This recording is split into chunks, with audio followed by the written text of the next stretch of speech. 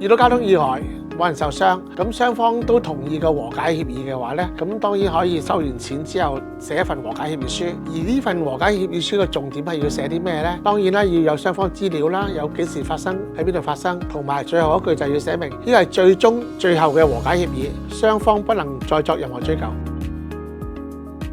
又唔可以叫做喪失嘅，但係大家都呢件事完咗咯，就唔好再日思夜想，即係譬如今日收咗人哋2萬蚊，聽日有乜？哎呀唔係喎，好似唔抵喎，掠多2000或者掠多2萬，簽咗協議書就完咗㗎啦。